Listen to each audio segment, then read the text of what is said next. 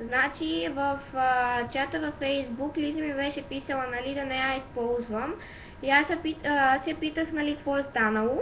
И тя ми каза, нали, че някакви си там са и били казали, че съм била приятелка с нея само заради това да стане известна в 55-то и, нали, един вид съм я използвала.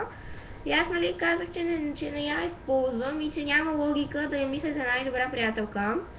То точно да я смятам за най-добра приятелка, а пък в същото време да я използвам и да й говоря зад гърба. И, нали, после пак бяхме приятелки, след 2 дена в Аска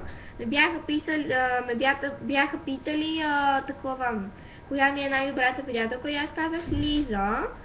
И после Марти и Кали ми бяха писали пак в Аска, нали, там не знам какво, че Лиза ми била по-важна, нещо такова се сдърпахме. И аз, нали, им казах, че Лиза е по-важна за мен, защото сме близки от по-дълго време. Иначе и те са ми много важни и ги смятам за най-добри приятели. Обаче те не искаха да ми повярват, не знам защо.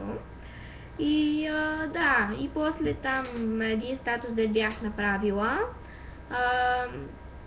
Там почнахме да пишем, нали, Лиза каза, че щом Калина и Марти не ме харесват, не можела и тя да го прави, някакви такива. И в момента Лиза каза, че нито сме скарани, нито сме приятелки. В смисъл, аз, нали, питах я още ли си ми сърди, тя ми вика, не знам. И да. Чао.